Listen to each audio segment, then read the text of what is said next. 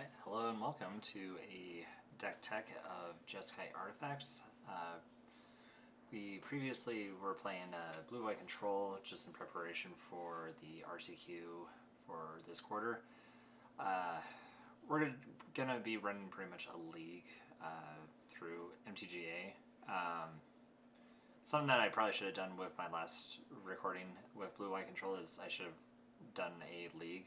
So I plan to run those through Magic Arena going forward instead of like working my way up through the ladder, because I feel like my matchups with blue-white control may have not been like the best kind of showing with blue-white, even though I went 4-1 and played against some kind of weird decks like Izzet Goblins, Teamer Ramp, Mono White Midrange, or aggro I think it was, but we did play against like a Cauldron deck and we ended up crushing that, which is pretty much what we want to do. But for the sake of this video, we're going to do a league through this deck. We're going to play 5 matches regardless of how we do. So we could go 0-5, we could go 5-0, 3-2, whatever we possibly can here. So we'll just do a quick rundown of the deck. This is something I played at my RCQ.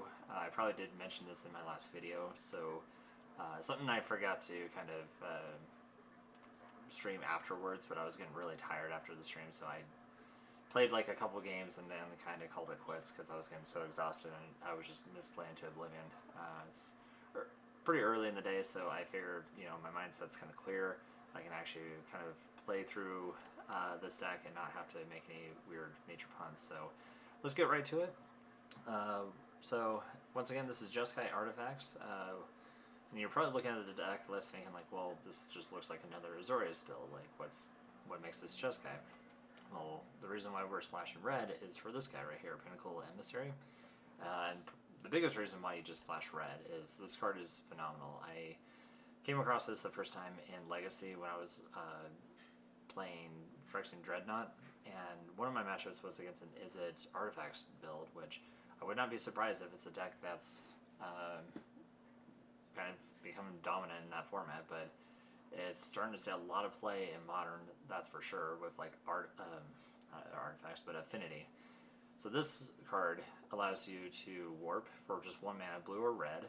I kind of wish it was just blue, but blue or red is, or I'm sorry, for the casting cost at least. Blue or red for the warp. And then whenever you cast a artifact spell, you create a 1/1 drone token that has flying, but can only block creatures with flying. That's the downside to the token, but you can sit here and make a lot of tokens with this. And being that it's 3 mana cost, you can actually cast it with Synthesizer. So one of the best things you can do with this deck is play Synthesizer on turn 4 with the 1 mana, play Emissary, which might seem a little bit weird kind of with the order where you could probably want to play Emissary first and then play the Synthesizer, but in this case you kind of want the creature that is bigger. So you play this on turn 4, you play this, you get a 3/3, well, depending on how many artifacts you have in play, you get pretty much a beefy construct token. You can also just follow it up with another Emissary if you wait on turn 5, warp this and warp another, and then you just get a lot of tokens out of it. So deck's really good. We're not sure how it'll do against like a Cauldron field deck. When I went and played at the RCQ, I got destroyed against both decks. So we're gonna see how we kind of do with this deck list. I don't know if I feel like we're okay against it, but we're gonna see how we do just by running pretty much a league through this with this deck. So yep, hope you stay tuned, and yeah, hope you enjoy. So we are playing round 1. What's cool about this league too is I think I'm kind of hoping that we'll play against some actual like meta decks. I'm not saying that like in my last video that some of these decks like the Teamer Ramp or Mono White aggro decks is dragons. Like those were kind of some weird decks to see, but I think being that I was like in the gold ranking, there's probably going to be some like kind of low budget decks here. But running these leagues, I'm pretty much expected to run into like some meta decks like Cauldron, Prowess, Demir, Azorius control, so we'll see how we do here. Because we're, let's see, we're on the blind, so we're not sure what we're up against. I still want to keep this because if we get our third land, we can play this on turn 3, so I kind of want to keep this.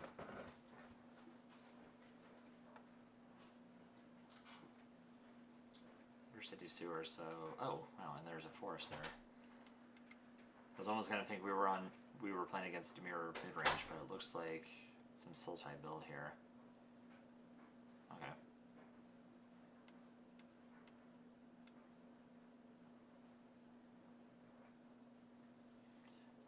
Now what does this do? At the beginning of your upkeep, surveil 1. Sacrifice this artifact, return to a creature or vehicle from your graveyard onto the battlefield. Okay, so probably some Reanimator deck. This requires 4 mana to activate. You can only do it at sorcerer speed. Alright, so nothing scary for our next turn. Unfortunately, we didn't draw an untapped land. We do have this station though, so if we get hit like a synthesizer, we can tap those right away. When I first started playing this deck, I forgot to do that quite a bit. Something I kind of forgot to mention in the deck tech is these station lands are phenomenal when you have a synthesizer. Your tokens get insanely big, and you can pretty much turn these planets pretty quick. So we'll have to wait a turn to play United Battlefront. It's nice that we actually have 2 here. What is this here? I'm not sure if this is a Reanimator deck. I would assume so. Luckily, we can use this Braided Net to tap one of these down, which is kind of weird to like tap either one of these, but it does stop their activated abilities. So it's kind of weird. I don't know if I want to archive first. I guess it kind of sets us up for what our top card could potentially be. If it's a land, we probably just don't need it. So let's set it up with this. So this guarantees that we at least get this off the top, but I don't know if we need this. We do get to look at the top 7 cards, so I'm pretty confident we'll find some here. Okay. Not the best hit, but we did get a repurposing bay, and I think we probably actually just get a relic here. What's cool is we can actually sacrifice it because it says whenever it leaves the battlefield. So it's between these two.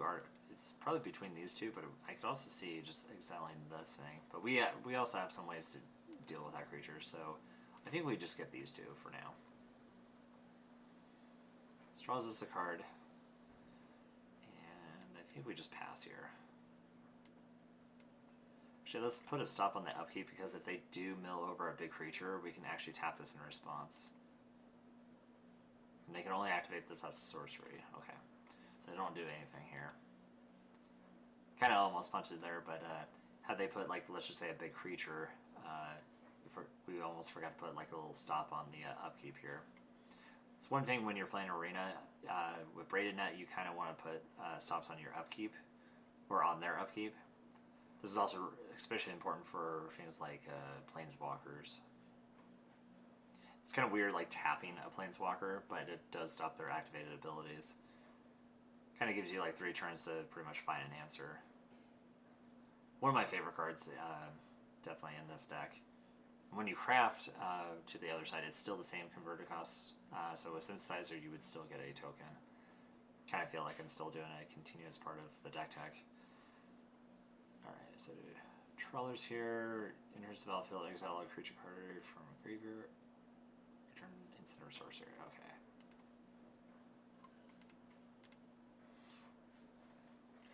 Feels like this feels like it should be a good matchup for us.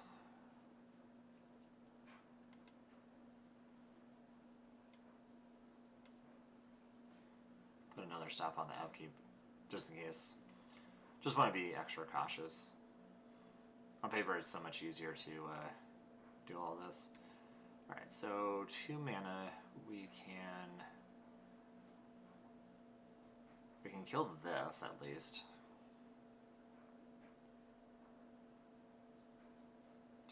So we have 6 mana. We can go Battlefront. We can also 2 mana sacrifice this. Do a synthesizer. Let's actually start with that first because with our Battlefront, then it'll give us more value here. So let's start with that.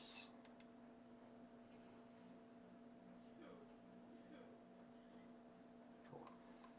Yeah, we'll get a synthesizer. We could get an emissary too. The synthesizer is like the biggest one of them all. So we could guarantee both of these cards, but I'd rather top the net here. And now we'll go Battlefront. Ooh. Well, I guess we probably should have kept the, for like... Sometimes this is what the deck will do. Just draw all lands. Right, so now we have a 6/6. So important to note, we can't attack with this, and I'm probably okay with just taking 5 damage here so we can station this. Yeah, like I was saying before, when I first started playing this deck, I totally forgot about activating the stations. Station cards are so good. I think there's another deck I actually want to stream too, is the Kona deck. I've been seeing that card pop up, and I love that card. A friend sent me a deck list, and I probably want to give that a try. Okay, so our opponent just mills over a land.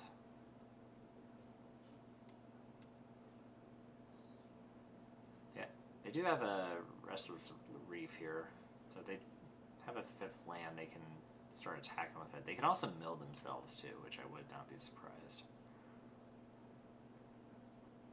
Alright, so 4 mana for this. Both of these can only be at sorcery speed, so...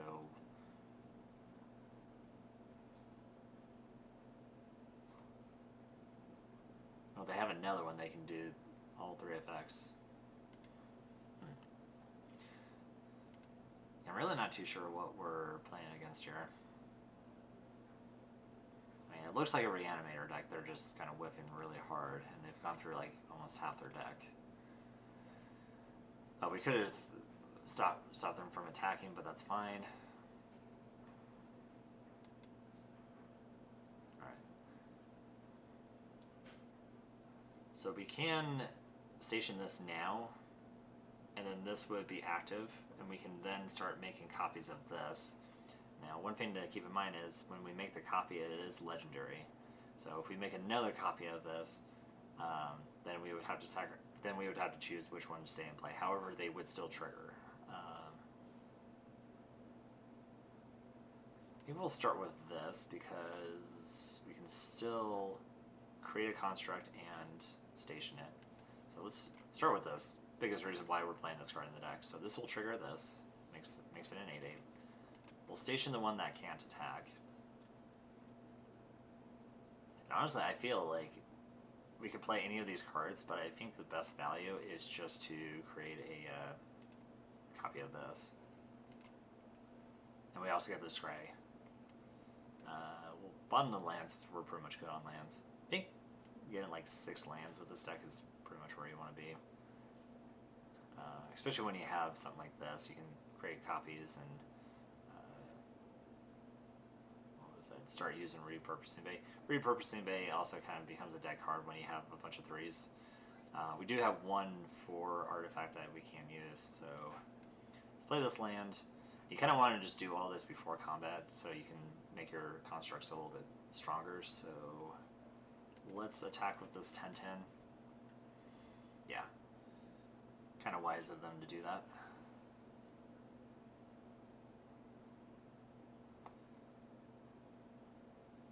And there's a lot of things we could have done that turn. We could have even crafted this on the other side, but we can save that for another turn. I mean, honestly, I think we're in good shape here. Let's put another stop on the upkeep just in case. Because again, they can mill something pretty big here. Nope. And with Station here, all you need is 12 plus counters on it. I don't think there's anything right now in the format. I mean, there's some cards that can remove charge counters, but I'm yet to even see that. Alright, so we'll block this. Not sure if our opponent was aware of that. Or maybe that was intentional. Okay. Board wipe here for 11. It's pretty good. Not the end of the world, though.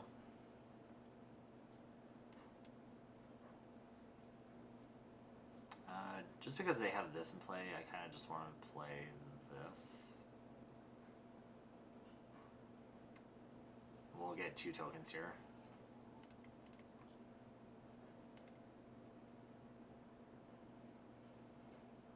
So they're both 9/9s.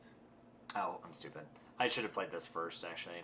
I was supposed to set up that turn to play this and then have a construct. These guys would be 11/11s, but it's okay. To kind of make up for it, we'll just play another repurposing bay, even though we could have just used the other one to get a 4-drop, which probably would have been better. Actually, probably would have been way better. Can't say I'm playing this deck perfectly. I mean, of course, this is just game 1. I feel like we're highly favored here. Yeah, because if we would have sacrificed one of these 3-drops, quite honestly, I guess we could have just sacrificed this to get another synthesizer. That would have been just the same. So many different lines of play that we could have done on that turn, but instead we just did this instead. I think either way we have a board state that represents so many big creatures here. Of course, if they have another Terror Tide, I guess they have 11 permanent types, so they would have to discard another permanent to kill all our 12/12s. Okay, so they discard a Liliana. The thing is, they need 4 mana to cast that spell, so with 2 mana, I think we're okay here. So yeah, we take down game 1 at least. Cool. So, looks like a deck that's using the graveyard. This looks like kind of like a Sultai deck that just utilizes the graveyard a lot, so right off the bat, we definitely want to just bring in Ghost Vacuums. Probably just a negate here. Definitely not bringing that card in. Starcade is not going to do it. I mean, we didn't say any big creatures, so Get Lost is kind of a little bit iffy here. So, let's also, let's read this card again. Does take care of artifacts too, so let's actually keep this in. Probably just take out the Glass Casket overall, just because these are instant speed and we can deal with those Restless Lands, so when they attack with them we can just kill them. At least this is instant speed. Yeah, we could probably bring in 3 steps ahead if we're worried about like more reanimation cards. And I guess if that's the case, I would probably take out some of these. I guess I kind of just want to have more removal, so let's, I guess since we're on the draw here, let's take out one of these bays. I kind of tend to take out repurposing bays, just because after 3 in this deck, there's only one 4-drop artifact, and everything else kind of becomes kind of a dead draw after that.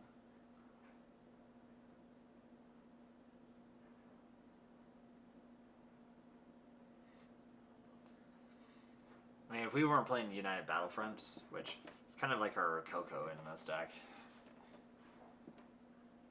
United Battlefront can be phenomenal. There was one game that I was playing against at the RC where I got to United Battlefront just off the top and got a synthesizer with Perilous Snare, taking out their, like, what is it, Unholy Annex. Pretty sweet stuff. Our opponent's taking a while, so we might like cut through some of this. I'm also doing a recording of this too, so this will be edited, so that way we're not sitting here kind of waiting for our opponent to do something. Of course, unfortunately, this is one of those leagues that we're playing through, and I mean, we're playing 5 matches regardless, so if they end up disconnecting, I guess we'll still include this in the video. Not something that I really want to show in the video, but we'll do it anyways.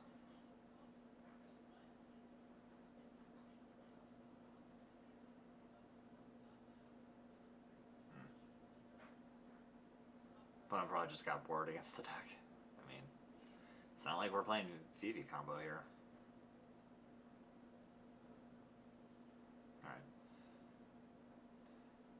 I'm guessing our opponent disconnected. Oof. Kind of wish this had 2 lands. I mean, because we're on the draw here too, I mean, it's most likely our opponent has disconnected, so I don't want to maybe overthink this too much, but because we have a surveil land, I kind of want to keep this. I actually kind of do want to keep this, because we have multiple turns to draw into a second land to play these.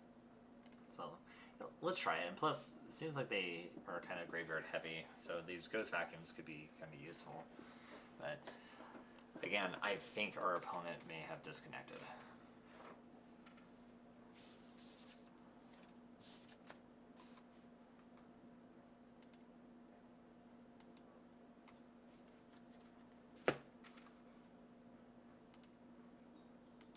Okay, so our opponent's here.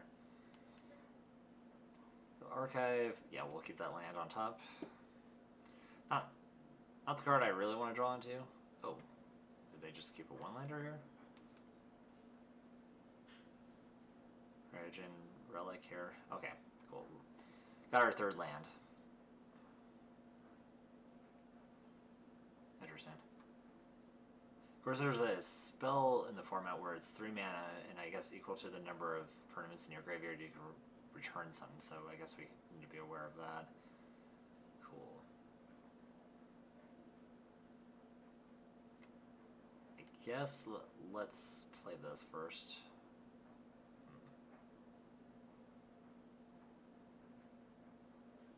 It does allow us to go turn 2, let's see. Oh no. No, we can't play this and synthesizer next turn, so I will actually bend that. So a couple options we can do here. I think we still want to play a Relic. I do want to set up our turn for, like I was saying, the deck type play this on turn 4 and then follow this up with this. So let's do that. Kind of was thinking about playing this, warping this, and then this. But we could also kind of go a little bit crazy next turn. We can play Emissary, and then play a Vacuum, and then start attacking for 2.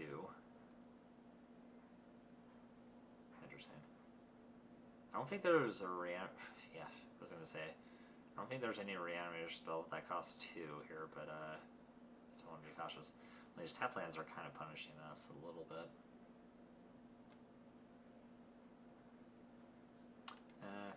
These starting towns, I really don't like them. Now you're probably wondering why I would be playing them in here. It's because we're playing red. I probably should have played Synthesizer first. But yeah, Scry 2. Yeah, we should have Scry 2.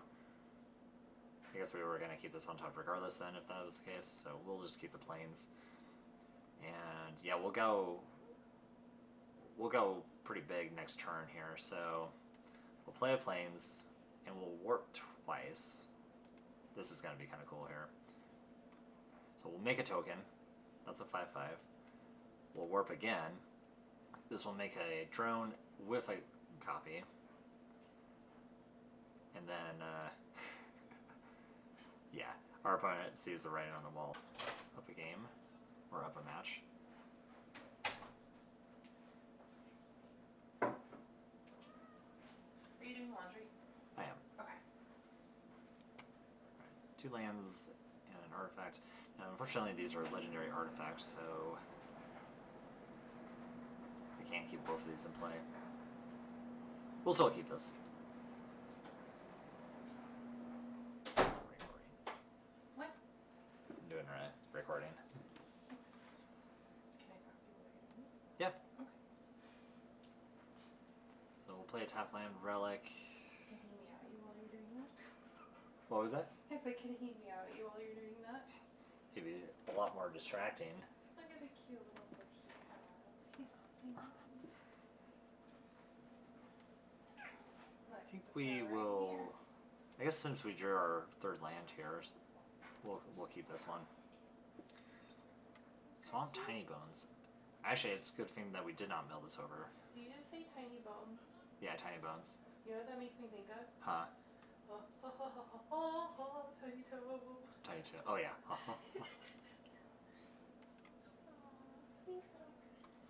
that was so cute. So it looks like a Golgari Deathtouch that utilizes poison.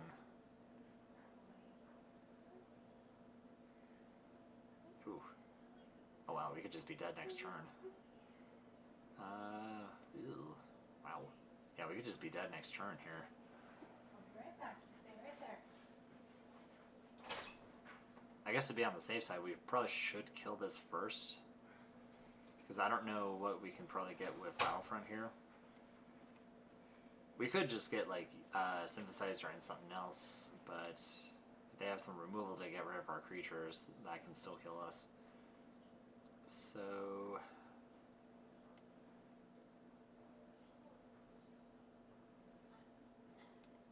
Alright, so we'll shock this in, because I feel like we're doing that regardless.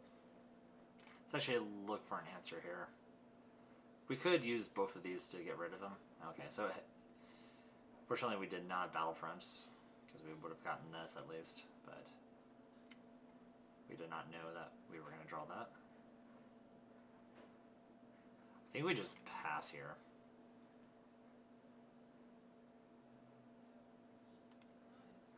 If I don't have open mana, I would not be surprised if they have a way to protect this.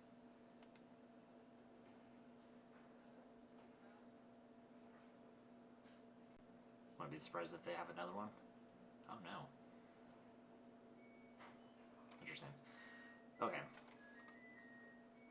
So about 7 damage next turn. That would reduce our life total to half.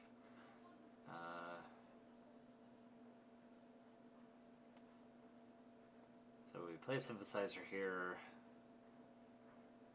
It's not really gonna gain us much here. We could also play this, get rid of this here, and play a Synthesizer, which will set us up for the next turn. So let's do that. Sacrifice this for the snare.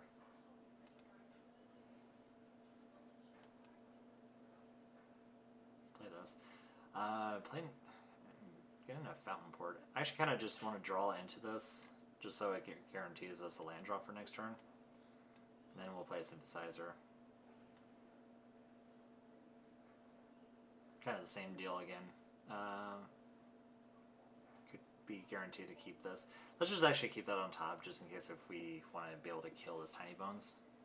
This Tiny Bones could get this Relic. But they would have to spend 2 mana to do it. Ooh. So they're playing some mainboard Artifact Hate here.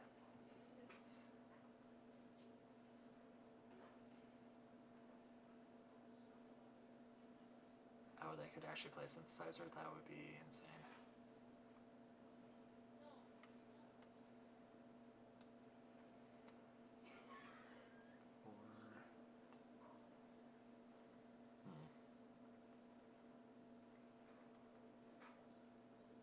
I think we actually do want to do a United Battlefront here now. So this is 5, so we can't hit that one. I kind of like getting Braided Net, and probably a Saw Blades just to take care of this creature.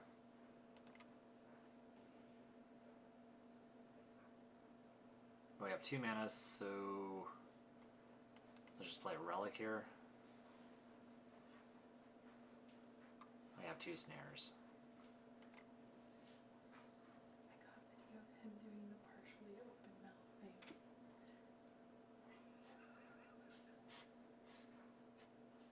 I almost want to just take a picture of that too. He's just like, I'm loving this. that's so cute. Oh, we could have tapped this down, but I'm not too worried about it just yet.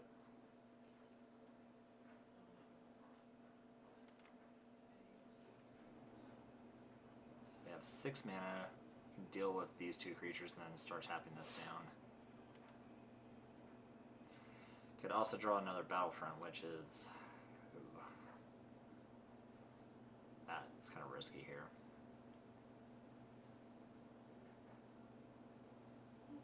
Yeah, this is another one of those we could whiff again. Now let's actually try to go for it. Cool. Never punished. So we get a Synthesizer and a Braided Net, which is exactly what we want here.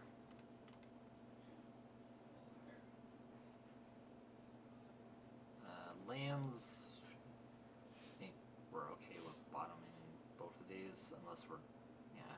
If we were drawing any of these, then I would keep one of these just so we could play a snare.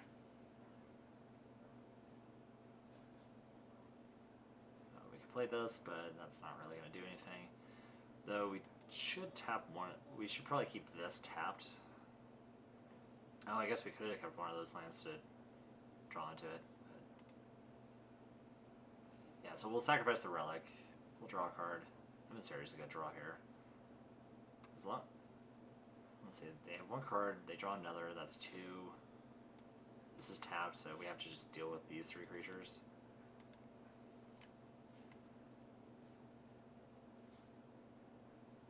Alright, so before...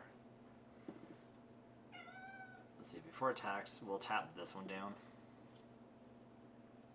I think I'm okay if they want to attack with both of these creatures. Because if they attack with both these creatures, we'll block the 2/2 robot. So let's do this. Okay. Looks like they hurt us, so we'll block the robot. Puts us down to 4. This puts them down to 18.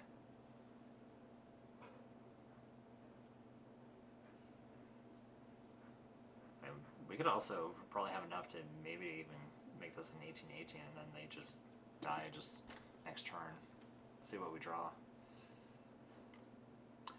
Repurposing Bay, which can get us another Synthesizer.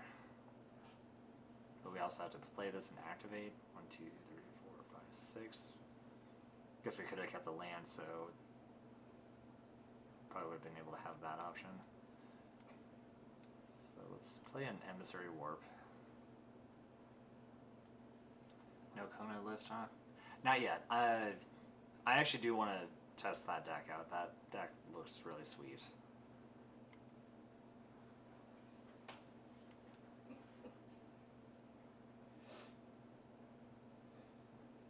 Okay. Cool. Our drones can even block the 3/3 dragon, which is nice here. So probably just we're gonna play the snare, get rid of this preacher, and then have enough to block both of these creatures. Yeah, we were just going to go wide there. So it looks like a green-black Golgari deck, so I guess maybe I was wrong with this league. I guess we are playing against some kind of interesting spice decks. 5 cards here. Oh, I thought we were bringing in Data Judgment. So this might be a little bit weird, but we are going to take out 2 Battlefronts just because we're bringing in things like Beza and Data Judgment. Just makes our Battlefront not as good. Could also probably just see trim it down on 1.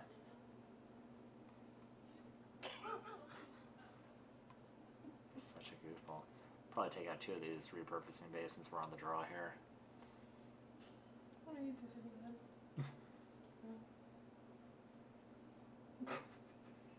He almost acts like a dog sometimes too. It's so weird. Yeah, we'll probably take out one of these too. So let's actually try this here. Actually, probably taking out this is probably better since we're not. I guess. Well, actually, wait. We want to keep this in just so we can play these on turn 3 if need be. Kind of almost just want to take out the Battlefronts entirely, but we'll give this a shot and see how this works. Now, I do want to do the Kona list. I got the link that you sent me. I'll have to try that for a league. So we're not doing like any kind of ranking up here on MTGA. We're just playing a standard league through Arena, just seeing how we do. Last round we played against a Sultai Reanimator deck. This one we are playing against a Golgari, looks like Golgari Deathtouch deck.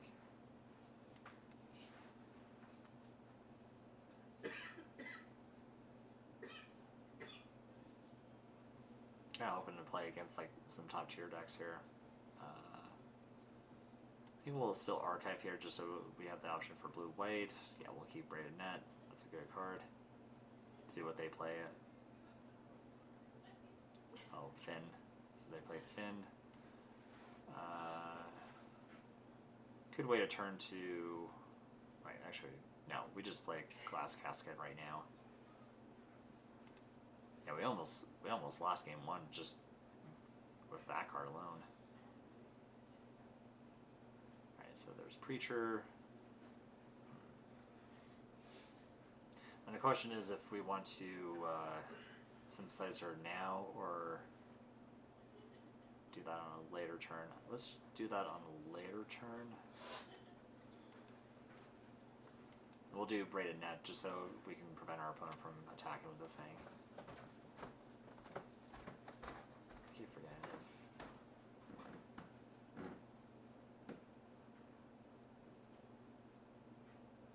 if... Cavern Bat. Well, that's kind of annoying. I think our opponent's going to take the Synthesizer is my guess.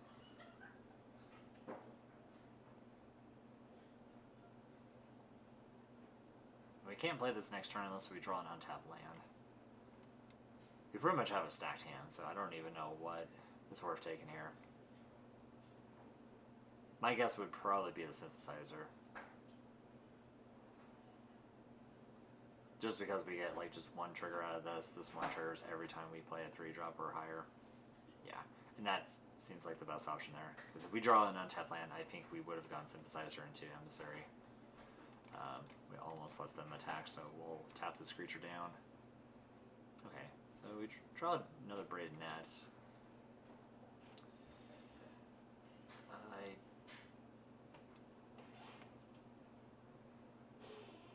Now we could just play Emissary just so we have it in play. But I kind of like being able to use Warp and then be able to utilize the rest of this. Of course, this does get our station on a little bit faster. Let's actually, yeah, let's actually play this. And then we can station this.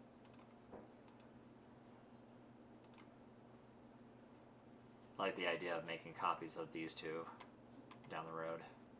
Now this is a legendary artifact, so we can't make a copy. We could make a copy of it. Let's tap this.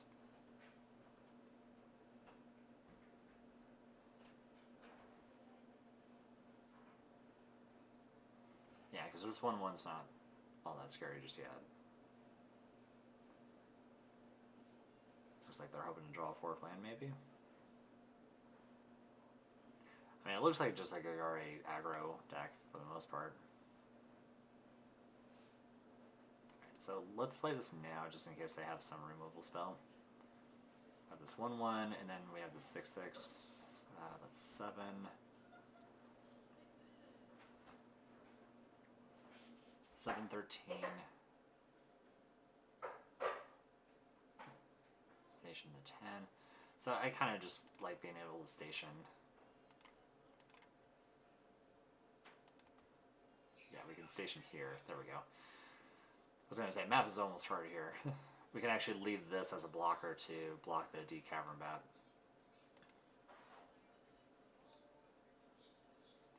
We'll tap the Preacher when they go to begin combat.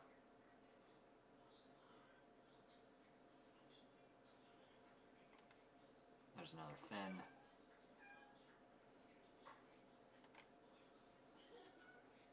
Yeah, we'll tap this down. And then if they want to attack with the Cavern Bat, they can, but that probably wouldn't be the best choice there. Okay, so we do have the option to flip this, which I think is probably okay.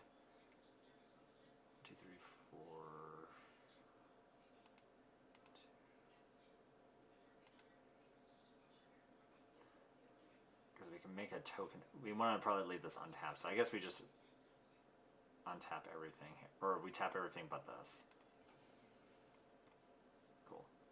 And this is, it's been a minute. Artifact or creature. Okay, so we could even play Beza here.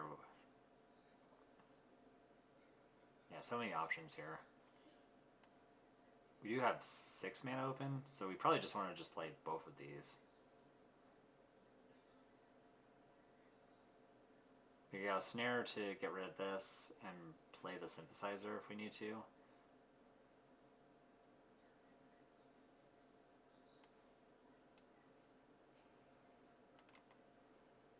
So we'll create a drone and an 8/8. Though I kind of like being able to just.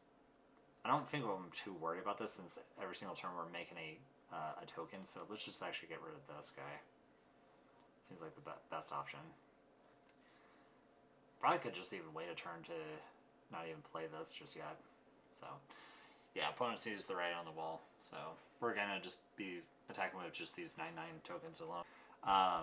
Even if you're still watching, can you send me that link again just one more time just so I can take a look at it? I mean, you sent it to me on Messenger. Alright, so we're on the play.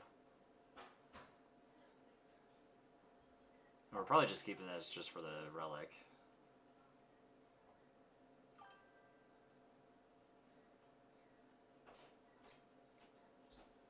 Oh, okay. Yeah, that should be easy to find then.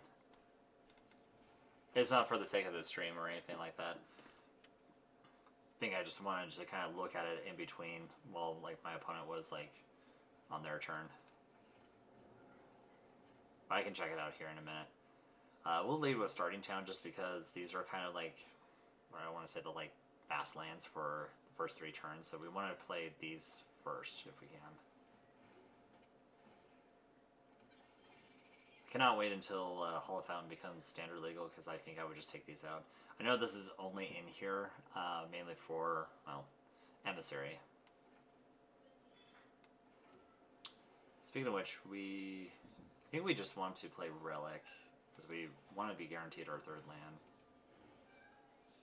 Or dig a little bit closer to our 3rd land. Didn't draw a land, but we did draw a mana source or a mana rock. This. Oh. I have not seen this card. Whenever you cast your 2nd spell each turn, create a 1/1 emissary creature. Oh. Was not even aware this was a card. Wow.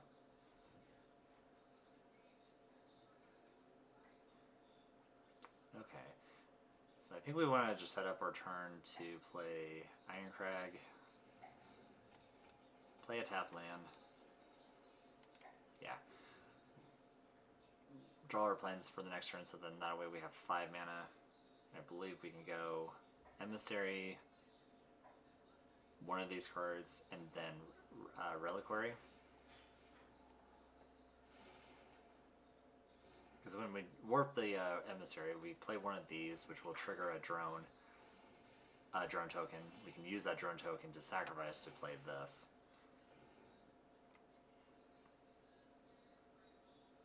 Activate it only as a sorcery. This is pretty cool. Oh wow.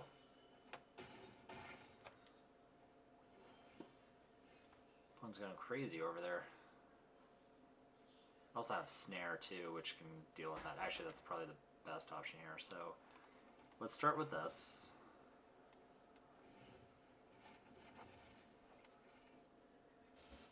Especially since they're tapped out. We'll snare this, and then we'll Reliquary. So, as an additional cost to cast this, we actually have to sacrifice, I think, first before this triggers. Oh, actually, we should sacrifice the Relic. Let's do that instead, because that's the reason why we're playing Relics in the deck. So we sacrifice this Relic, and we want to get rid of this Otter. Speaking of Otter, hello from the Otter side. Alright. Cool. So we got rid of 2 of their permanents. Probably in good shape here, but Being that it is a Prowess decks just tend to just kind of just go wide and can just win out of nowhere. Wild Ride is also a surprising card for these decks. Not really playable in Limited from when I was drafting a lot of Dragonstorm. Stock Up. Yeah, that's a good card. Stock Up's good here, but if that's what they're doing for the turn, they need to have a good payoff for next turn, whereas we could have huge payoff on the next turn. Okay, so we have 6 mana. Question is if we want to pay 2 life for the Sacred Foundry. That would put us down to 7, so if we play Emissary into Snare, we can snare the token or even talent here. We could probably snare the talent because if they do 4 mana, I mean they can spend 4 mana on their next turn to get back Stock Up. They're not under too much pressure just yet. And we can go Repurposing Bay, spend 2 mana, get rid of this, get a Synthesizer. That's another option there too, and we probably wouldn't even have to pay 2 life. If we get rid of we could also get rid of one of these tokens to get another one of these reliquaries too, which is kind of funny. Alright. Seems like we need to make a decision here, so I think we just want to go Emissary into Net, and then next turn we could even go Repurposing Bay to get a Synthesizer. There's so many options here. Well, let's just start with an attack. That way our timer doesn't get drained. So we attack for 2. That also triggers this too. Need to remember that.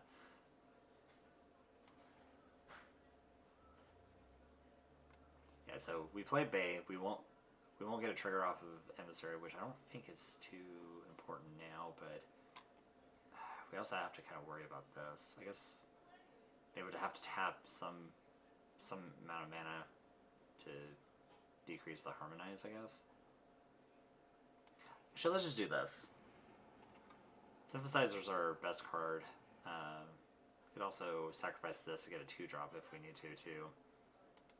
So let's sacrifice this. Get a Synthesizer. Scry 2.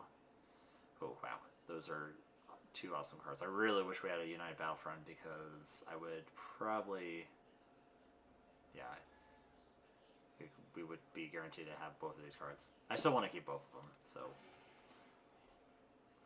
Sadly enough, we won't be able to play, oh wait, sorry, we have to draw those next turn anyway, so never mind. Alright, let's see what our opponent can do here. They can spend 4 mana to give this creature +3/+0. That's 4 damage. That's fine. Ah, there's a BV.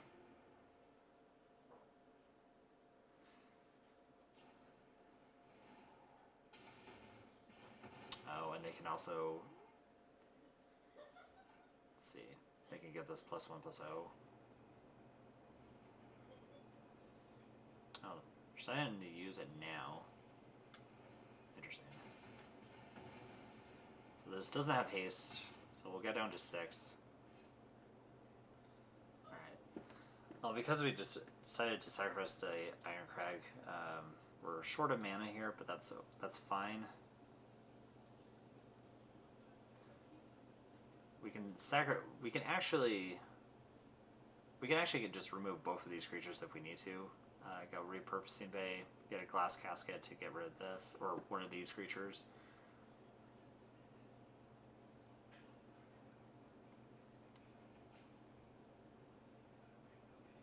That probably seems like the best option here. Luckily enough, they can only activate this during their turn. At least they got something right with that.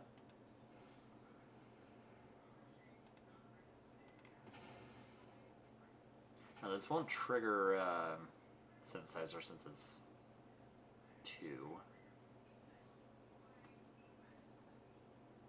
Kind of like get an Iron Crag here.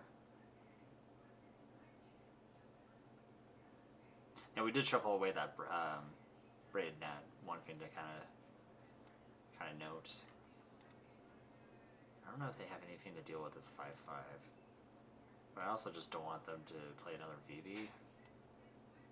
So let's just get another glass casket.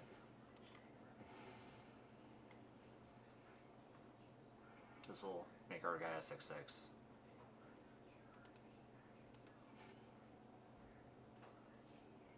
Probably just playing too cautiously here.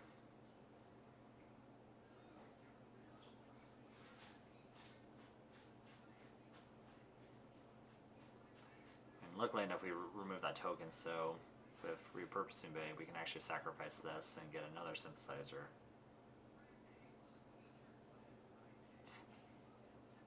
Actually, yeah, it's kind of nice too, because then our 2 mana becomes like 3, like what is a 2 mana synthesizer next turn, and then we can play another synthesizer, just go crazy.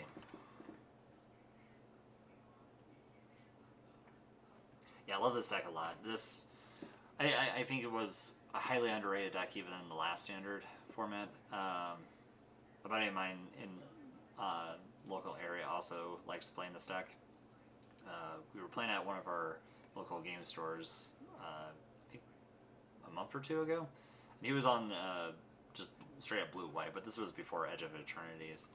But I think what really makes this deck even better is because of Emissary, and I think this is solely the whole reason why he's flash red. Oh, our opponent's just going to rope us. God, this is no fun. Alright. Hey. Alright. Well, this may not... I mean, this is kind of a cool deck to play, but probably not the best showing of opponents just roping or just doing all this dirty stuff, but... Alright, so... Before we do anything, one of the things with this deck is you want to do things before combat, especially when you have construct tokens. You just want to make sure you get those extra points of damage in. So we'll get another synthesizer, which will trigger the other one, get us a construct and scry 2. Yeah, we'll keep the battlefront on top, and then play another synthesizer, which will get us 2 more tokens. So by doing this, creates our construct tokens from, or makes our construct tokens big, from 6/6 to a 10/10.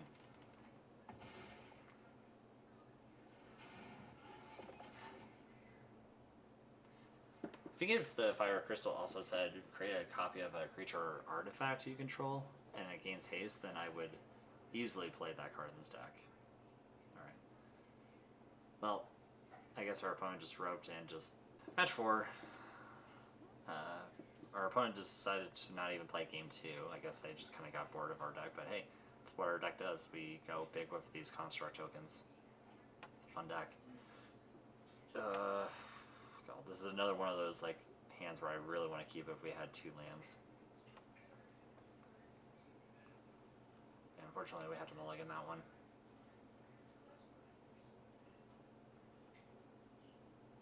Yeah, we'll have to mulligan.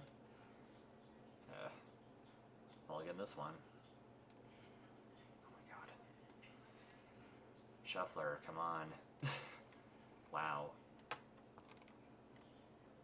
Alright. Well, that is rather frustrating. Alright. We're just gonna hope that these 4 cards get us there.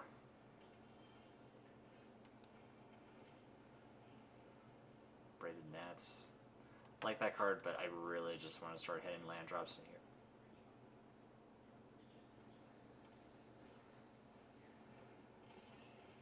Alright, so some Naya deck here. We're missing out.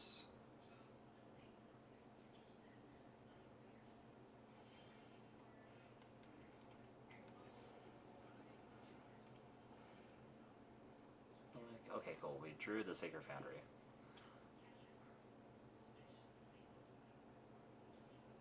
Next turn we could probably just play Repurposing Bay.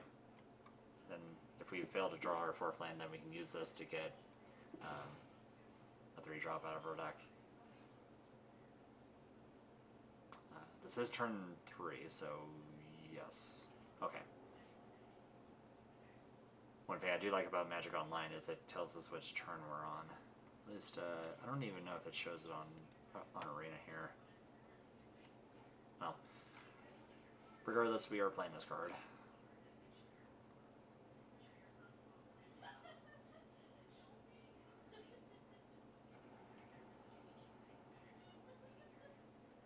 Could stun this so they don't attack next turn, but I like being able to use our mana efficiently here.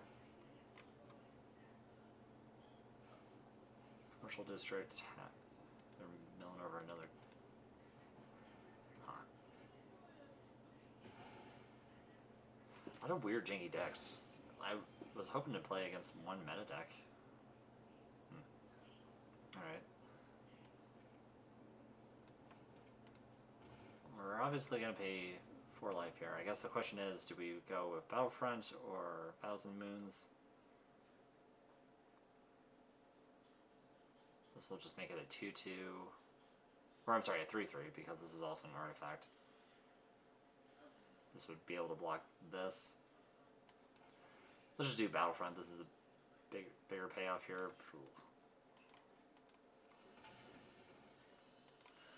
We'll deal 10 damage to this thing.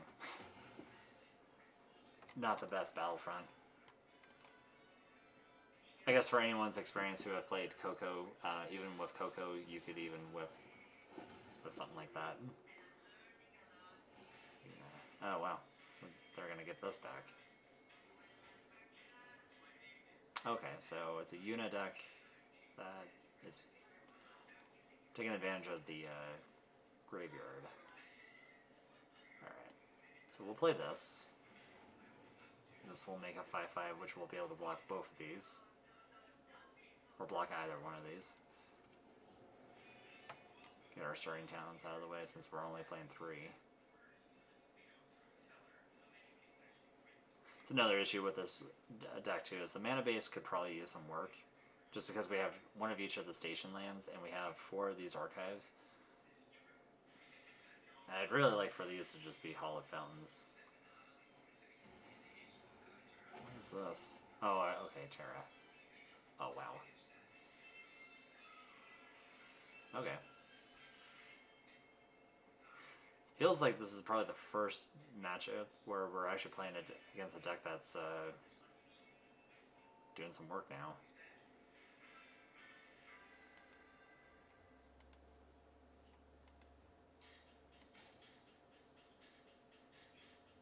Feels like a lot of the other matchups, it felt like it was just pretty dirty. Not a lot of, like, other than the Deathtouch matchup that we were playing against. But this one actually looks kind of scary because now they're going to be able to get back their Overlord. God, this card is so wordy.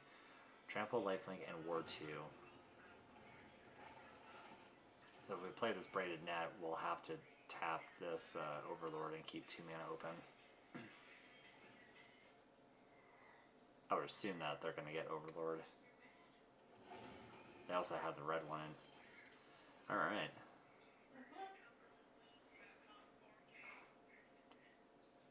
Oh boy. So, if we tap this one down, that's 7, 11, 13. So we're just dead if we tap this thing down. So we'll decline.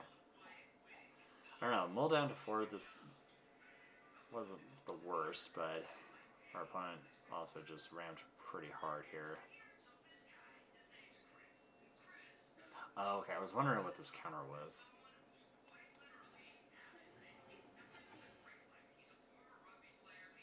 So they at least have flyers, so they'll be getting in for at least 4 damage.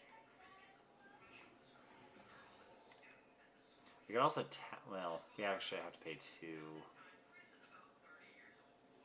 God. This card's so annoying. I wish I could just, like, tap this down and then pay 2 to draw a card here. So, yeah, we have to pay 2.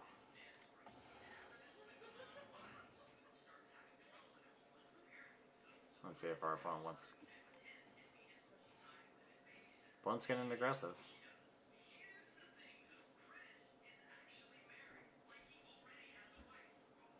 So if we block the Terra, it just seems like it... Oh wow, this is gonna get an additional attack.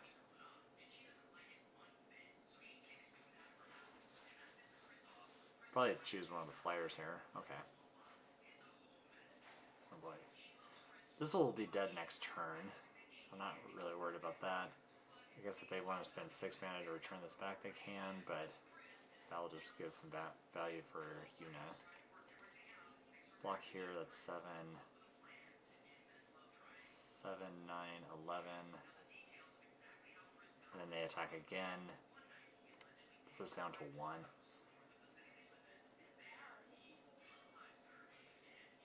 If we block here, that's 5, 7, 9, and then they attack again. That's 11, puts us down to 3. Yeah, it probably feels no different here.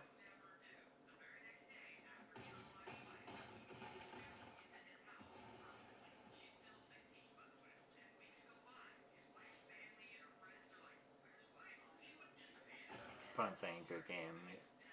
I guess they probably have that. Yeah. Alright. On paper, it would have been so much easier to just demonstrate that. It's like, I attack with this, show you this creature, and they just have us dead. Cool. Alright, so we'll bring in these Ghost Vacuums just so we can deal with their graveyard. Day of Judgment, felt like I was wanting that entire time. Get Lost just so we can deal with Yuna. Yeah, we just have to keep mana open up for that. Kinda dumb, but yeah, that's what we have to do.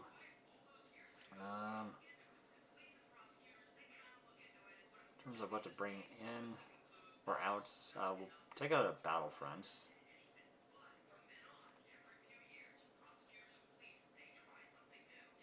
Yeah, take out 4 cards here. What do we see here?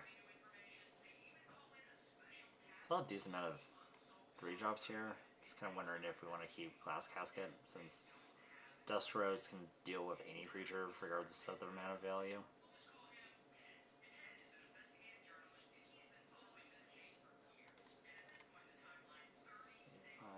Yeah, this seems probably bad.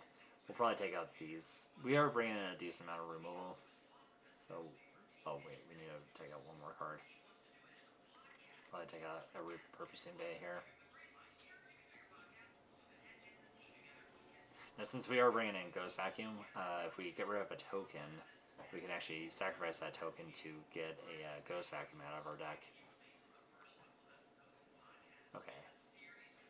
I'm kind of afraid to mulligan, but I feel like this is an okay keep just because we have 2 mana and Relic. We also have these 2 cards as well. And having one of these station lands, I think, will be pretty important. Well, since we drew a land, especially a tapped land, probably just want to start with that. To draw a Day of Judgment. Right now,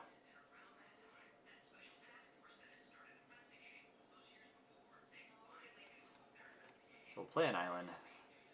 Not sure if we want to play the Relic. Just for mana efficiency, I think playing the net would be better.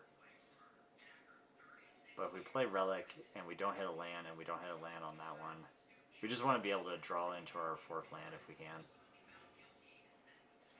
Okay. Well, we drew our land, but not the land that we want.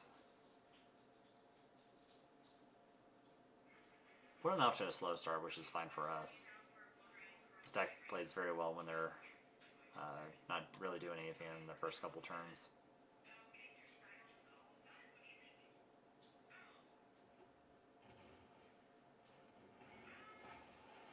Okay, that will ramp. This card's so good, too. Ooh, Synthesizer. It's actually okay that we have a tap land in this case. Synthesizer, so weird enough, we're not going to draw into a land. So if we bottom one of these, we're drawing the other card next turn. But I do want to United Battlefront to be guaranteed at least this card, so we'll put it in this order. We'll play Archive. We already know the top card. We'll keep it on top. We'll see what our opponent does here. If they just straight up play a Yuna, that's fine.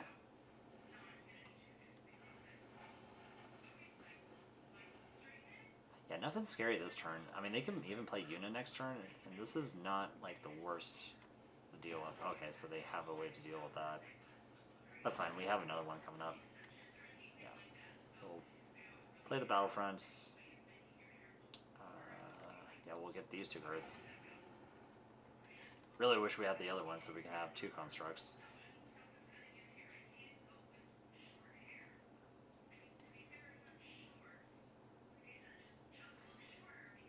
Let's see.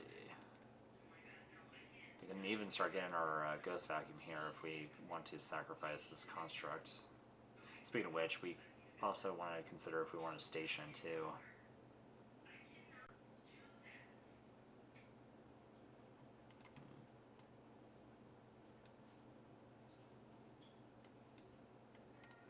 Kind of like having this braided net as well too. Let's keep both of these on top because we definitely want the land, and if we need to, we can also just surveil this away. So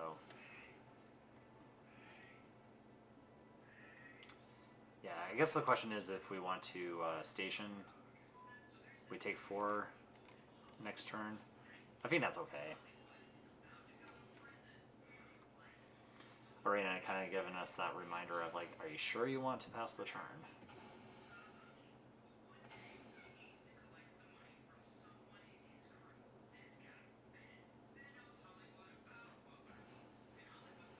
Ah. But they are playing this as a creature. That's one thing to keep in mind.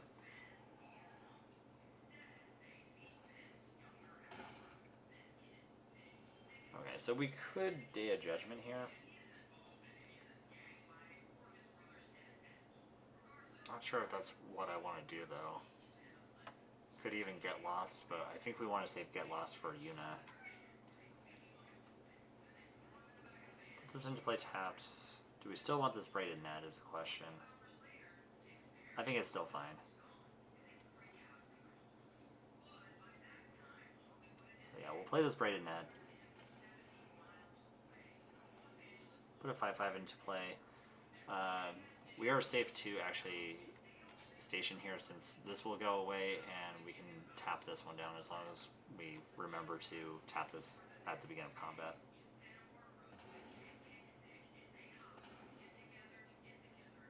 And I don't think that was a Day of Judgment turn anyways.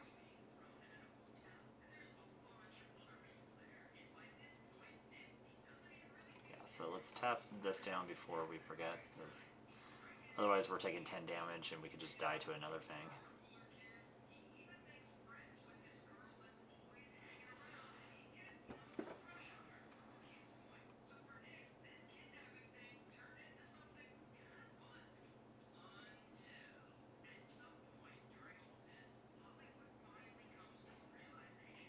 I'm going to the second main phase here.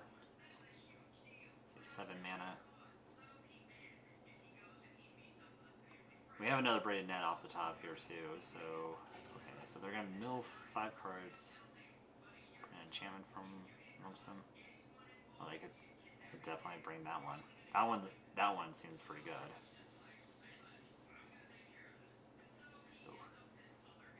Alright, so they have 8 mana. They can definitely play that next turn.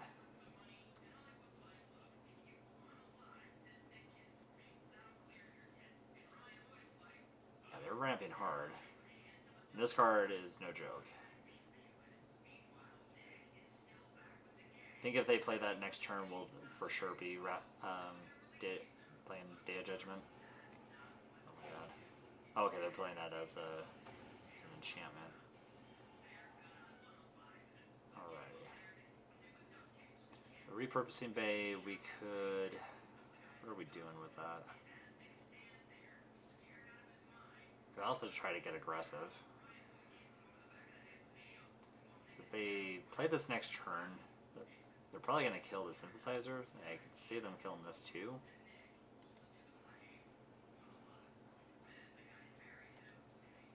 So let's sacrifice the relic. We'll draw a card first before we search. We for sure have a lot of options here, but I think we just get another synthesizer. Oh, we even have the option for another one. 6 lands, and we could probably play both of these next turn. Yeah, let's keep both on top.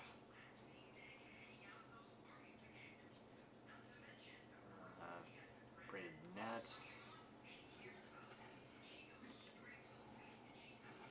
So make a 9/9. So now we can at least tap one of these down. Attack for 9. See if our opponent wants to block with their 4/2. Does not look like it. So now if they want to play this, I mean that's fine. I guess they would kill a construct token, and then they would have blockers for each one of them. But if that's the case, then we can just tap 2 of their creatures down.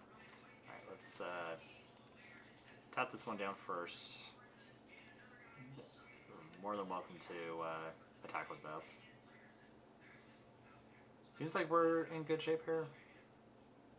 Could be wrong though. I think there's a card in the format that costs like 6 mana. They can destroy all artifacts. I think it's all artifacts and enchantments, but it doesn't seem like this is a build for that.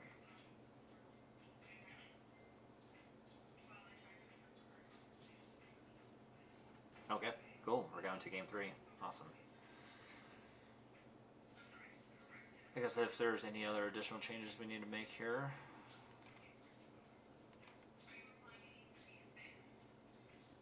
Could also play like 3 steps ahead to get rid of some of these.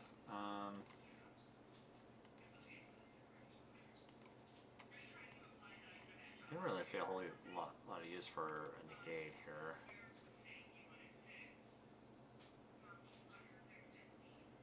I guess if we're going to be playing any kind of counter magic, I guess we would play 3 steps ahead. It does make us copies too of our artifacts.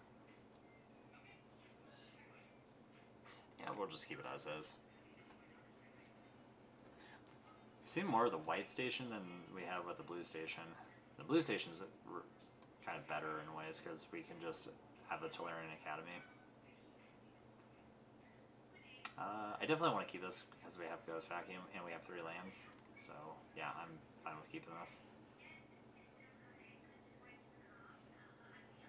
Yeah, that's an easy Ghost Vacuum target. Now I don't think I want to get aggressive with just playing turn 1 Ghost Vacuum, so let's kind of play it a little bit slow and play an Archive. I think we'll keep Glass Casket because there are a decent amount of 3-drops. Such as that. Not sure if we Glass Casket that one.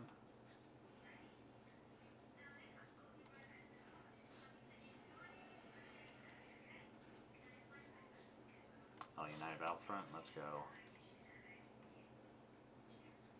Next turn we can play Synthesizer, and if Synthesizer sticks around we can play Battlefront and hope that we get some good top decks there.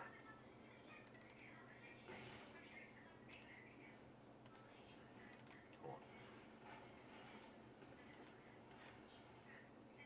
Let's just get rid of this now while we can. Ghost Vacuum will definitely keep their graveyard in check, so their Yuna won't be as good.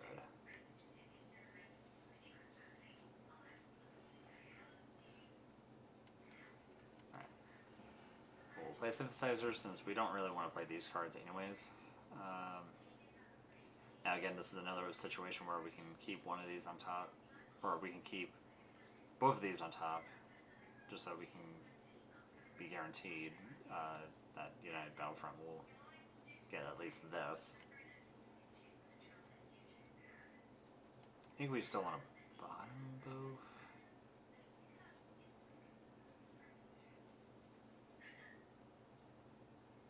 Because we could play our land next turn, That's 3 mana. If we wanted to double skill next turn, we can play this and then play one of these 3 drops. I kind of like bottoming both of these.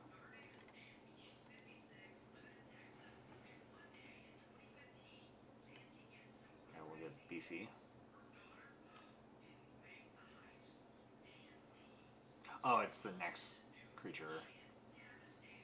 Next creature spell you play this turn. Oh.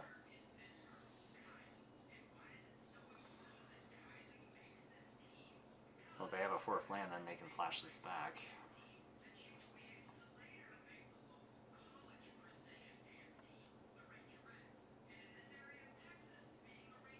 Oh, wait. Yeah, they have 2 mana.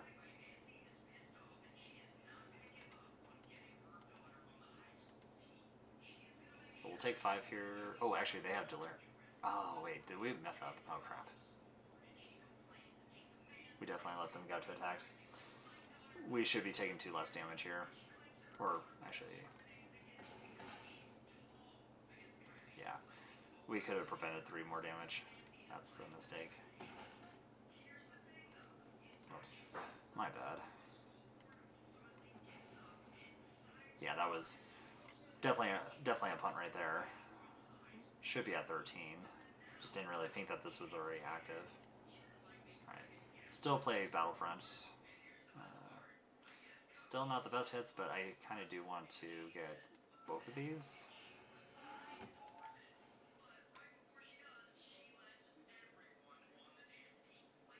Okay. So we probably want to hit this one since they draw a card. If you can draw... oh, I guess they'll still draw a card off of this.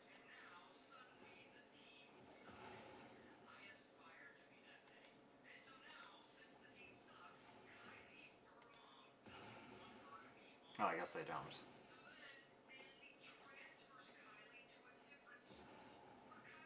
Cool, so they're gonna just hardcast this as a creature. This gets kind of worrisome.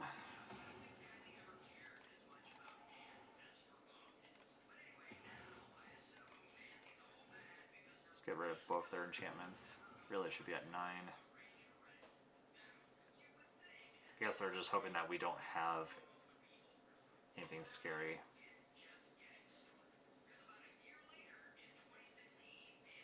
Probably just want to close out this game as fast as possible, so we can't Glass Casket that. I do want to play Braided Net. We will not be putting this into play untapped.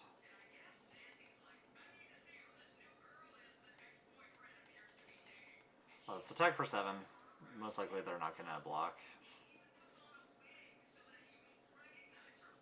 Oh, they are going to block. Okay. A little surprised by that. We don't need to Ghost Vacuum just yet, I don't think. Because we have 2 Ghost Vacuums. If they try to resurrect one of these, we can activate the other one in response. Oh, wow. Would not be surprised if our opponent has triple of these.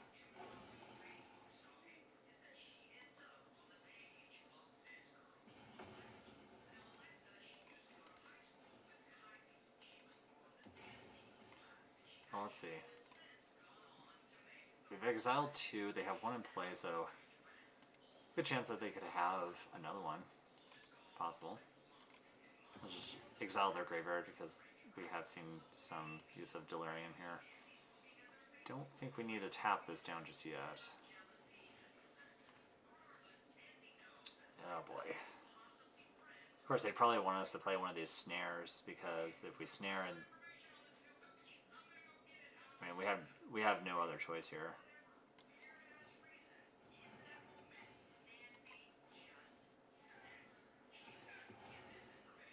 Though I would think that they would have a response for... oh man. If only we had a way to play another art, play both of these. I don't think we messed up here. I don't think we played Glass Casket. So we'll just attack for 18. Yeah, and just hope that our opponent doesn't have a removal spell for this. Oh my god, they have another one. Wow. Yeah, we definitely punted. We would have been at 1 life instead. Would have actually Ghost Vacuumed in response before they had the Delirium, or while they had Delirium in their graveyard. Alright. So we'll try to at least go 4-1 with this deck.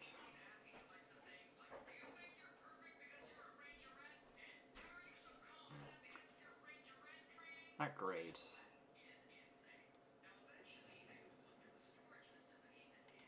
No, we'll mulligan that one. Cool. We're on the play here.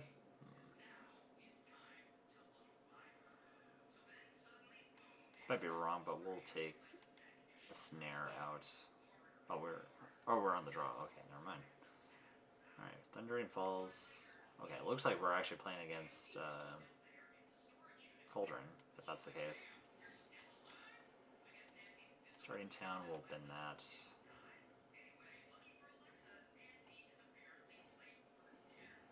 Oh, maybe this is just the Prowess deck.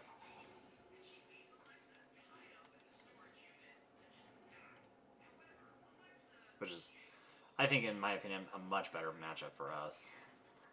I'd rather be playing against the Prowess deck for sure.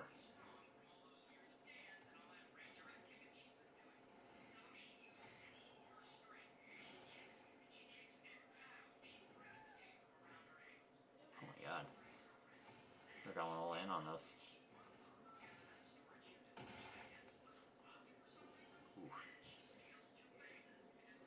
Alright.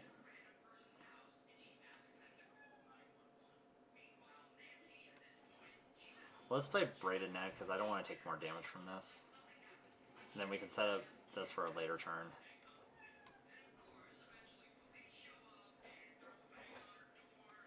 So let's tap this down.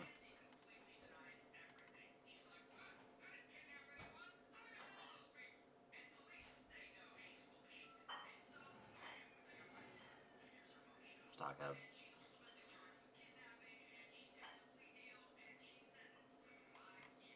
Looks like they're going to set up for another turn. They might be all in on this card. Surreptitious Talent doesn't seem to be the case. Alright. Sawblade's kind of out of range for this card now. Kind of funny. Oh my god. Totally screwed that up. I even said in the deck tech to play this first before the Emissary.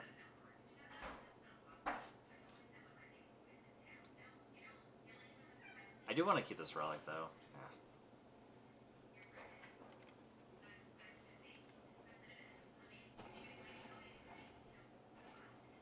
Oops. That was so bad. Because now we could have had a 5/5.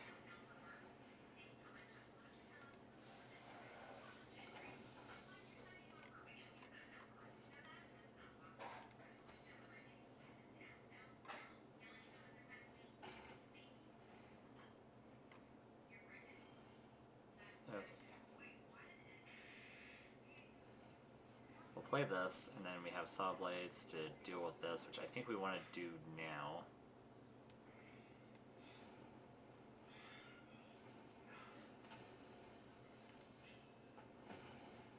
Yeah, we should have another construct.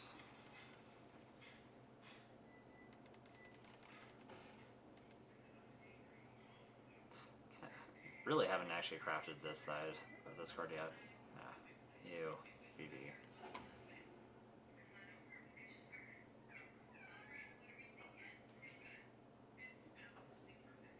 Looks like they're gonna maybe try to unlock the other side. Deal 4 damage to our Emissary. Makes sense. Which does weaken our construct to a 7/7. But we will tap this one down.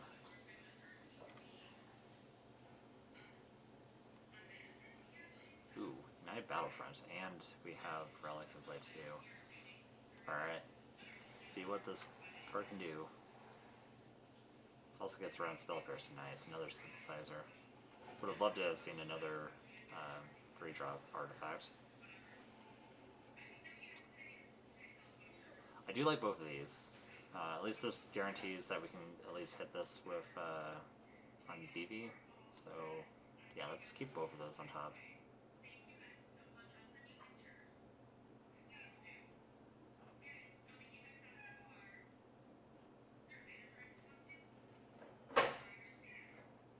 Oh wait, we draw the card. Go. Playing towards the end of this, and I'm already making a couple of misplays already. I guess we could have drawn the Reliquary, so we could have hit this. But I guess if they have a spell pierce, that could kind of get us there. It's maybe not the worst. So a couple options here. We can craft. If we craft, we would have to get... We'd probably just get rid of this, which would draw us this too. Give us another construct. So I don't know if we're actually going to be tapping this thing down anyway, so I think this just sets up our turn to do that. Of course, we could also just choose it from our graveyard. Let's actually just go from our graveyard instead. We want to keep these construct tokens a little bit stronger than this 8/8 if we can.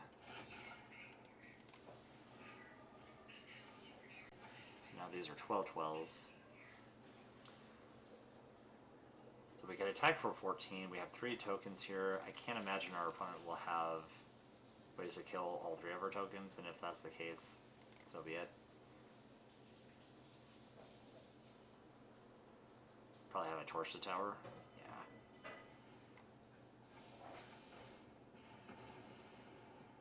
So this will weaken our guys. Oh wow, they're blocking with...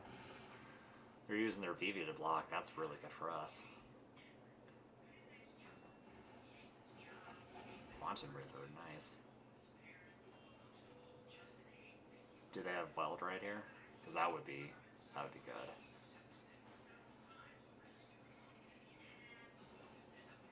Ah. So this is the Vivi Cauldron deck. Darn.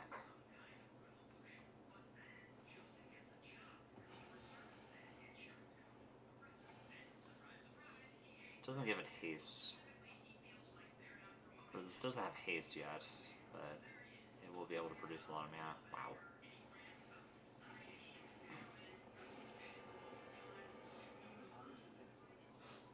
Now they can hit it wild right here. Definitely have to use one of these constructs to block this 12/12 at least. Well, now 13/13. Sleight of hand. I think, yeah, Wild Rite is 1 red mana.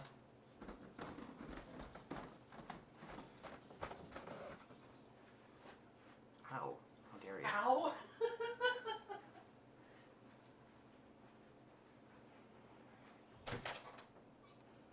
Oh yeah, they can make more mana off of this too. Jeez.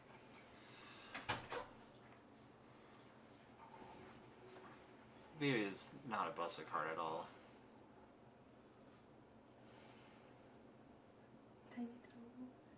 Tiny Tiny toes. Oh my god. Bigger than our construct tokens here. Give us a break, opponent. Strong count's probably like, what, 10 already? Oh my god. Okay, it's just a interesting take on this deck. Wow. Yeah, we just die. I mean, I don't think there was any way to beat that. So. Okay, so that's how you give your creatures haste. I kind of like that better than Wild Rite, in my opinion. Wow. Our opponent just kills us out of nowhere with that. Well, we definitely want to bring in Ghost Vacuums. That's a for sure thing. And based off of what we saw, I think Star Cage is another...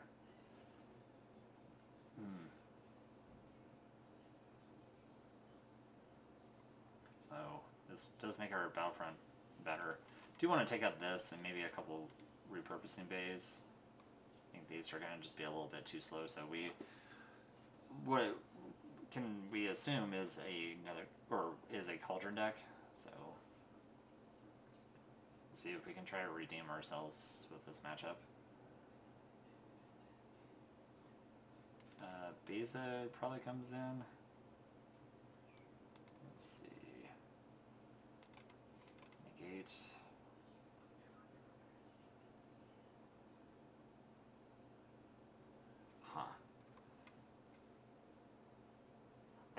Yeah, you know, probably getting rid of the glass caskets would probably be the best option here. We also want to bring in Get Lost. I almost forgot about that. Probably want to take out these cards just because with Starcage they do hit these too, and it just seems a bit of a nombo. So I kind of want to take those out. Probably take out one Battlefront here since we're bringing in some instants and sorceries. Some creatures as well, so alright.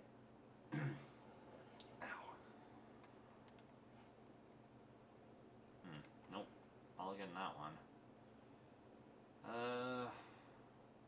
Just need one more mana. Probably just been the snare. Yeah, it seemed like we were playing against Prowess there. Like for a minute there. You know, we also kind of missed on our construct token, so I wonder if we would have, again, maybe would have won that. So we can use this Get Lost on this talent if we need to. Probably wouldn't be a bad idea since we can Get Lost and then we can Starcage and wipe out the entire board. Let's see what they do here. Don't think we need to use Get Lost just yet, though. Alright, so we drew a tap land. And we could get punished if next turn we draw a Unite Battlefront. We'll play a Braided Net here. Alright, we dodged the Spell Pierce.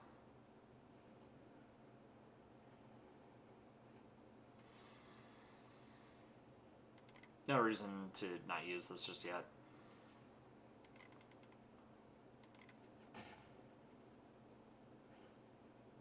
Stock up.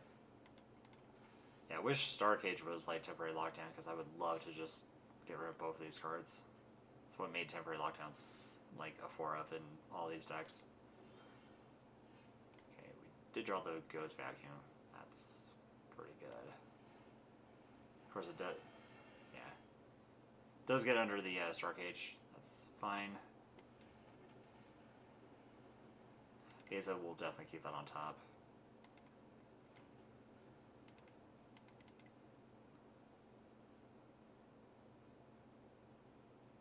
Now this will keep level 2 check with talent here. So if they want to use 4 mana on this turn to get one of these 2 cards, they can, but we'll just eat it up with Ghost Vacuum. It's still not a turn to Starcage just yet. We'll attack for 2.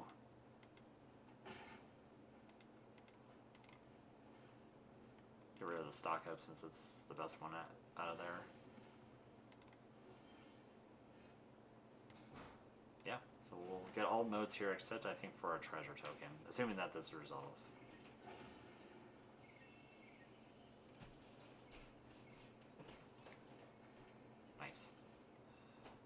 Didn't know if they had like some. I was kind of forgetting if there was some stifle effect in this format.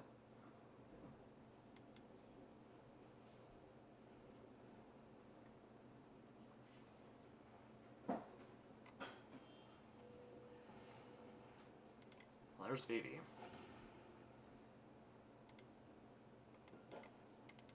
And we have this Braided Net to keep that Vivi in check, and we can do it on their upkeep.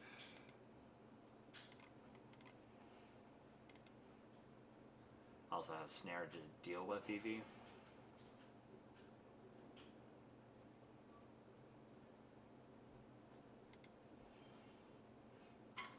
Also just have another Braided Net.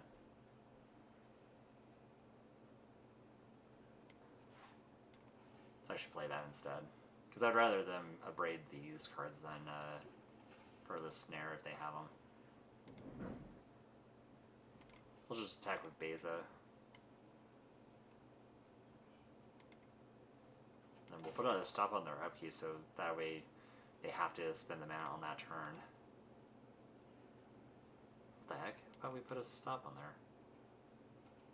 Okay. Oh, but also... How does this work? Whenever we cast a non-creature spell, I would assume that they're going to activate it right off the bat.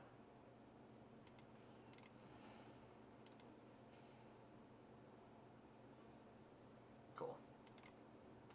Their other abilities still triggers, though.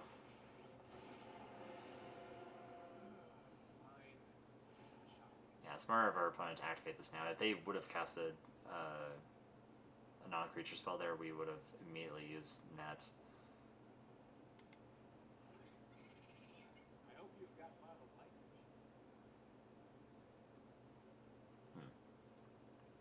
May actually have to Star Cage here, because it seems like a good spot to probably...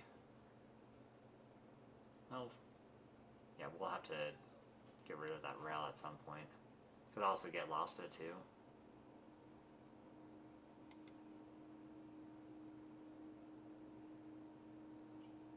The heck?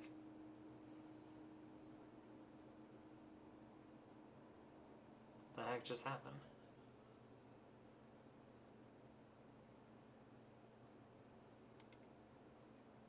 Okay, that's just weird. Must have been a weird disconnection there.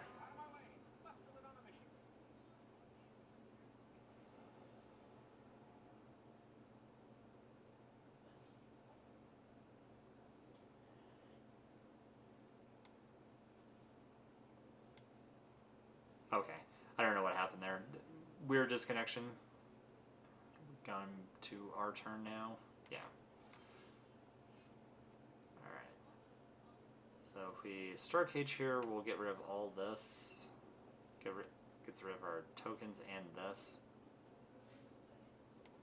Let's play the island, just so we don't forget. Can snare this, get lots of this. Let's see if we can get lots of this and then Star Cage. Let's do that actually. Have 2 mana open.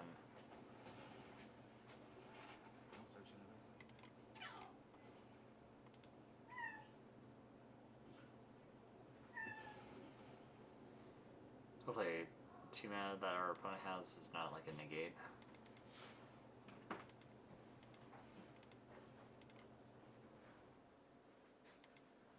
Keep the fish token just in case they actually have a way to negate this.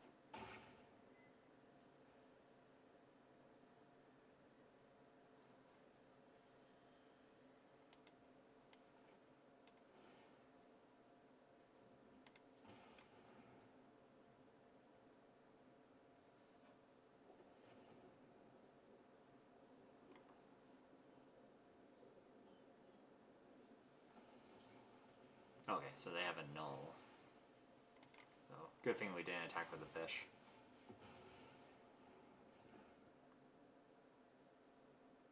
Probably could have used Snare to deal with the VV. I don't think this made the most sense here. Alright, so let's tap down the VV.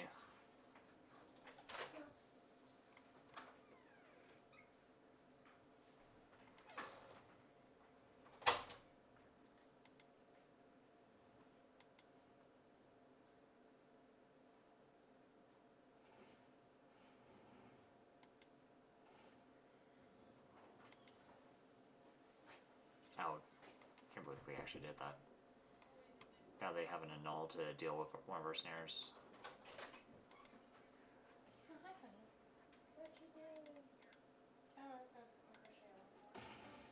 Probably take 3 here, yep.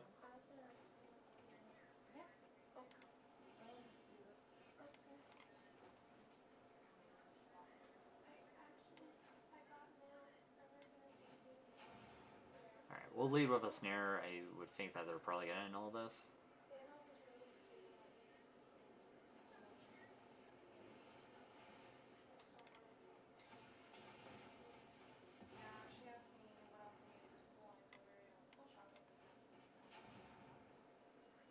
Wouldn't be surprised if they have another one.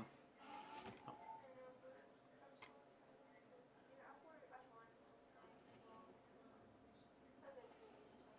Ah, into the flood mole. Nice. It will gift us with a fish. How nice of our opponent. Okay. Do have to be kind of cautious because they can actually level this up to level 3. So we'll put a stop on the draw, or on their upkeep. We'll attack with this. I think it's okay if they want to double block.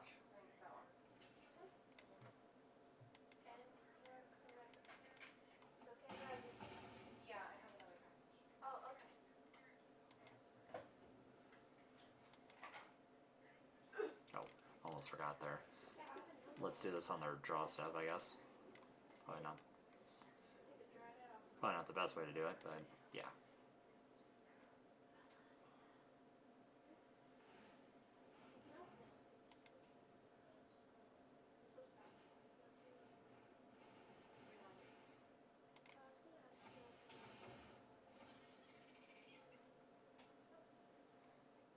Wonder if we double block one of these otters. Oh, did we? Never mind. I think we just take 2 here. Can't remember. Did we bring in Day of Judgment in this? I can't remember.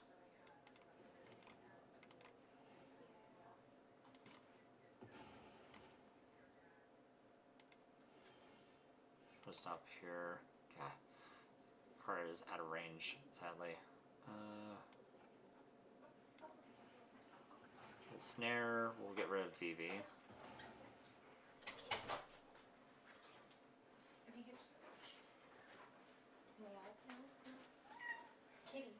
Don't think we're going to use the saw blades. I wonder if we actually have to craft this turn.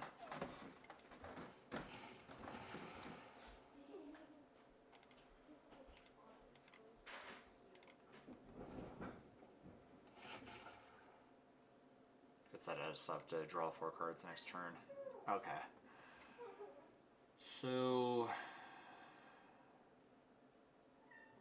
I think we just pass here.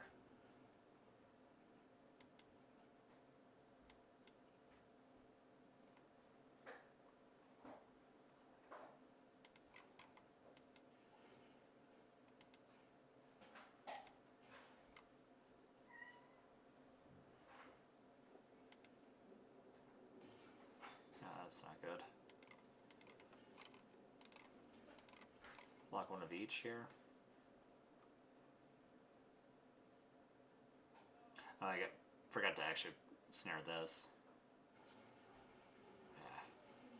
Yeah. Prowess was gonna get us with that anyways, but then this would reset it.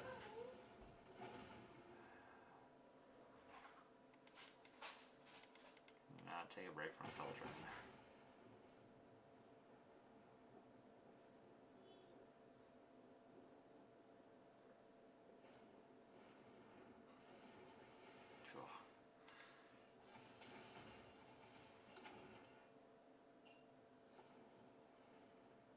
Oh my goodness.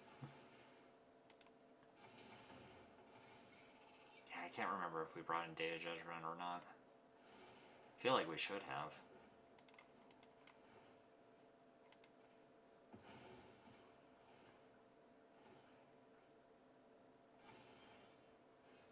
Well, there's a synthesizer that's a little bit too late. Don't even know if we're actually going to be able to win this one. Oh. Draw to our outs. Yeah, we just lose here. Yep, Cauldron gets us once again, even online. So.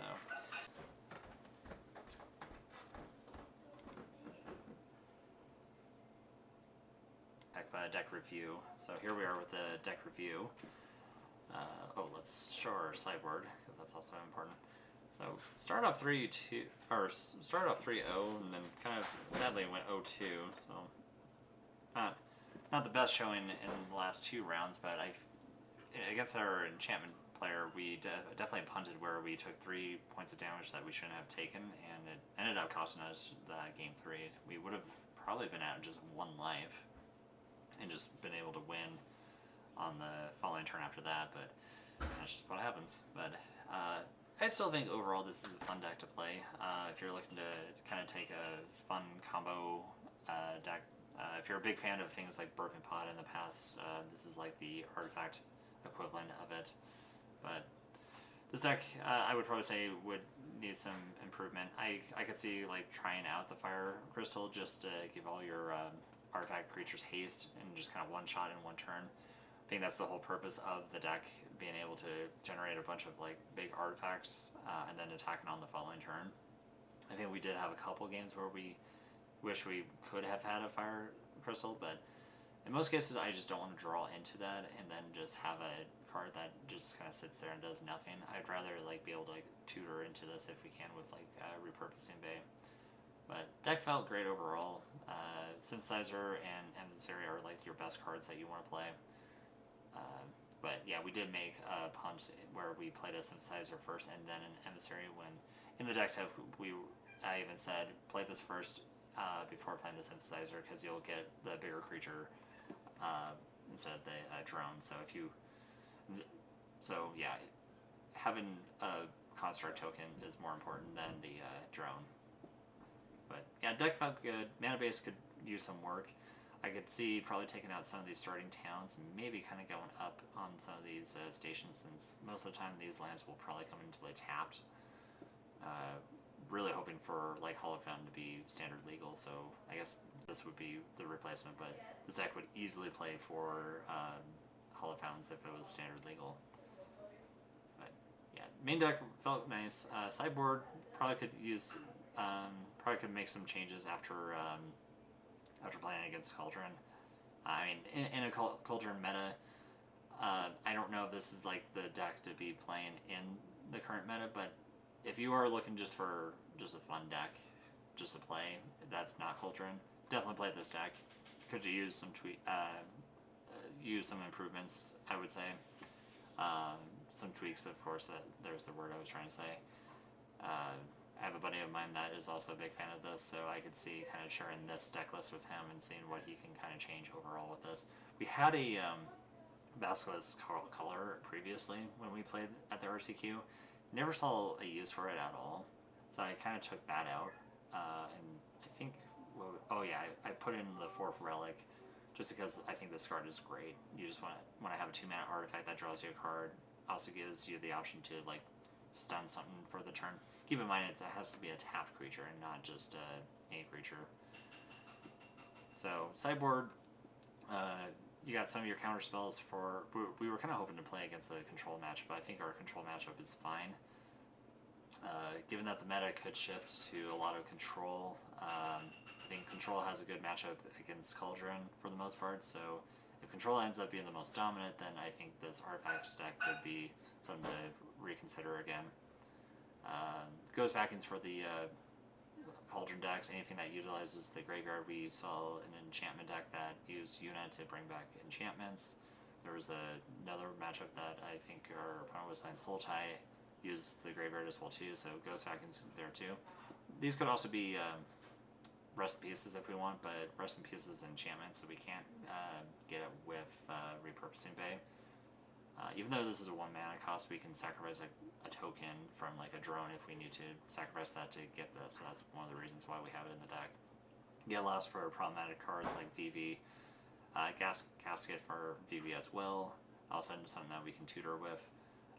Negate for the control matchups or any kind of combo decks. Star Cages for Prowess, more aggressive decks that use other artifacts and enchant and creatures. I think if you're bringing in Star Cage, you kind of want to bring out some of these cards, at least Casket and Deskros, just because they can be a little bit of an elbow. Aether Siphon, this is a card that's also good against control. If you max speed it, you also mill them at the same time, so haven't had much of a use for it, but I think given if there's a lot of control, I think this card is great. I think the card is great by itself, just by drawing an additional card each turn. Beza, pretty good. If you bring this in, I usually recommend just taking out 2 Battlefronts just because Battlefront does not hit Beza, unfortunately. And Deathtouch just for the aggro matchup, so yeah. I would definitely make some tweaks to this deck. Mana base is probably the first thing I would start up with first here. But yeah, Synthesizer, Moons, I would probably see about changing this over Fire Crystal just to kind of change it up a little bit. So if you do want to take this to your local meta, I would probably just recommend just taking this out for the Fire Crystal just to maybe potentially one-shot your opponent on a turn where you can go big with your Construct tokens, especially with Emissary and drones. But Emissary works very well with these stations. I have gotten a couple times where you can get both these active and start making copies. This one we didn't actually end up using, but once it is active, you just produce so much mana. If you're an old school Magic player, you might be kind of familiar with the add each artifact to your mana pool, or I'm sorry, add each blue to your mana pool for each artifact. Tolarian Academy, banned in Legacy for a good reason, but yeah, love that card though. But other than that, that's the deck review. Hope you all had fun watching this video. Sorry that I kind of screwed things up there in the last 2 matches, but yeah, I would definitely play this deck again. But I'm also shifting to more standard these days, and I actually might be playtesting some Legacy coming up here soon. There's a tournament series that someone has started here in Colorado every month. It's not the MMS, that is a different tournament series. This one is more of an eternal monthly series, so you get to play things like pre-modern, vintage, legacy, all proxy friendly. First one that's coming up is legacy, so you might see some legacy content coming up here again. I might do another thing of Phyrexian Dreadnought or Cephalid Breakfast, maybe even Nadu combo of some sort. We'll see. But yeah, stay tuned for more of that. But yeah, other than that, I appreciate everyone watching and tuning in. See you later.